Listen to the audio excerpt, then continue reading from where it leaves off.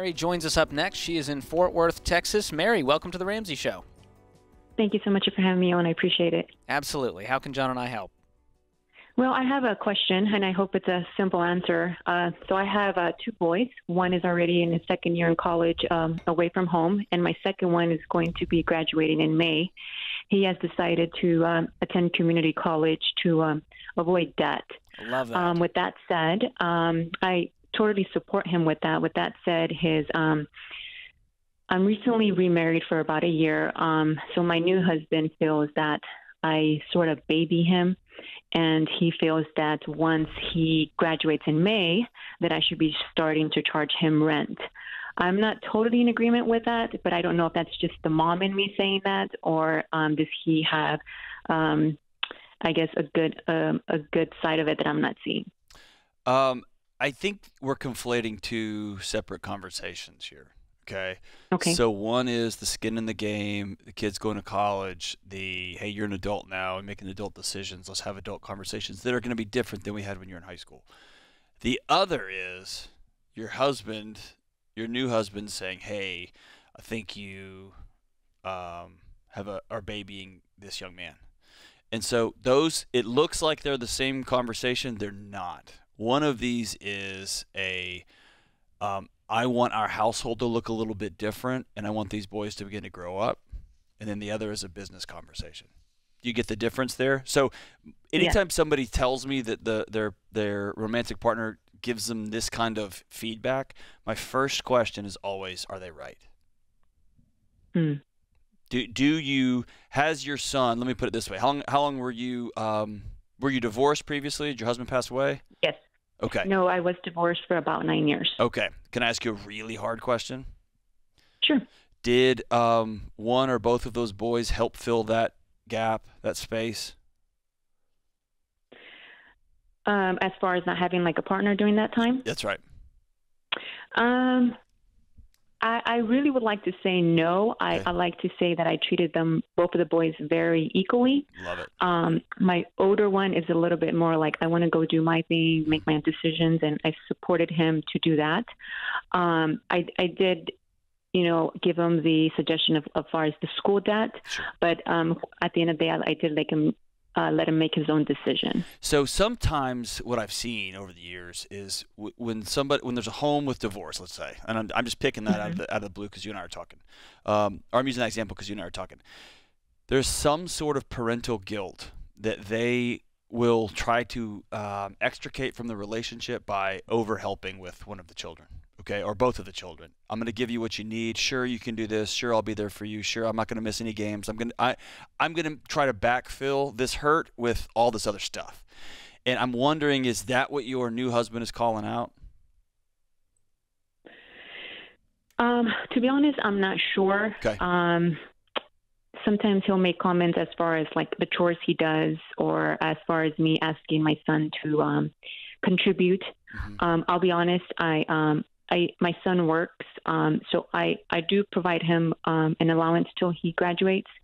Okay. But as far as him asking me for expensive things, he doesn't really ask me for anything. Okay. So I don't know if I'm missing something. I don't know if it has to do with the root he had as far as his childhood, or am I just really babying my son? Well, so I think there's two different conversations. So I think you tell your husband, hey, you said that I'm babying him, and this is going to be a boundary conversation for your new marriage. Tell me more. What are you seeing that I'm not seeing? Because over the last decade, I've been by myself on my own. I've been doing my best to try to love these two boys, and I'd love your feedback because you're a grown man. I'd love your feedback. Now we're entering into a tell me more conversation that's not going to be no, I'm not, yes, you are, no, I'm not, right? So that's number one. Number two, in fact, before this call even came in, George and I just happened to be talking about this earlier today off air. I think there's several ways to approach the rent conversation, should you pay into it? My friend Mike, his dad, had a great a suggestion that I loved. He just sat down when Mike graduated college and said, hey, you get 6 months rent-free. You can cash it in over the course of your adult life. And he was like, all right, cool. And so he lived the first month after he graduated, and his dad came in and goes, 5 left. And he's like, oh, you mean like, and he's like, yep. I mean, so here's the important thing. It's setting boundaries. It's setting very, very clear. Here's my expectations. You can live rent-free for 1 year, and then we're going to charge you $500 a month. You got to get a job, or we're going to charge you rent out of the gate. I think however y'all do that, the important thing is that you have very clear boundaries with time deadlines on them, with responsibilities, with if you're going to live in this house, you still have to come home at midnight. Whatever y'all want to do, it's the messiness and the all-over-the-placeness that just wrecks relationships. George, what do you think? Yeah, I just think having those ground rules in place is going to be key. Whether or not you charge them rent or not, I still want ground rules, and I want to know what the exit strategy looks like. Is this 10 years or is it 6 months? It can't be extended high school. Exactly. So I think as long as he's working a job, I think there's nothing wrong if you want to charge him a little bit of rent, give him a taste of what adult life is going to be, because he's going to have a payment like that to factor into his budget. And so maybe you say, hey, what are your financial goals? Great. Here's the agreement. You're going to live here, but you're going to build the emergency fund. You're going to start investing. You're going to save up that down payment, whatever that looks like. Let's have a goal for why we're doing this. And here's what else I love. I would love your new husband to be a part of this, because this is half his house too. And so I want him to be a part of setting the ground rules for the home that your son is going to choose to live in after he graduates high school. So he's going to talk to both of you. This isn't going to be the side deal between son and mom that you're going to try to go pitch to your new husband. Everybody's going to be in the room so that your new husband can say, my expectation is fine. I'm going to give you a year rent-free here.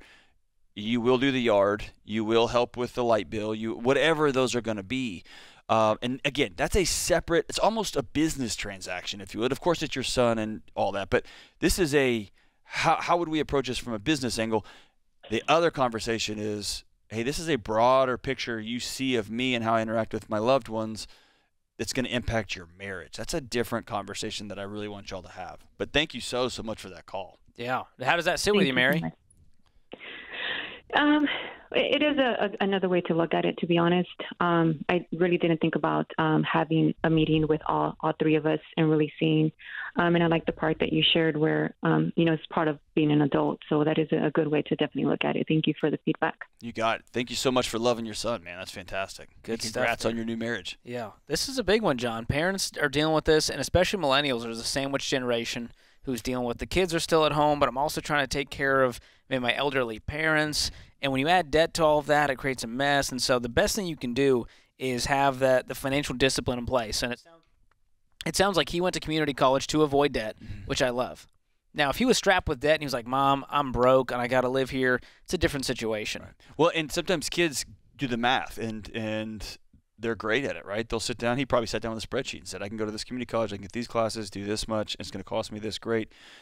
But they don't factor in the cost of being alive, right? And being alive is expensive these days. The cost of being alive sounds like a great book title. It's expensive, right? Yeah. And so the cost of being alive right now is rent and insurance and cell phone and all these other things. And so every family does it differently. A friend of ours, their oldest daughter just got married and was like, hey, I'm going to buy a new car. And he's like, good, this is a good time for you to call the insurance company, right? And by the way, what you doing with that cell phone now that you're going to be married? Some people wait till then. Some people, as they're graduating high school, sit down and say, all right, here's what's going to look like the next 5 years. You're going to go to college. We're covering tuition. You're going to pay. But it's all about that hard conversation. Yeah. And you got to have it. Otherwise, it ends in messy.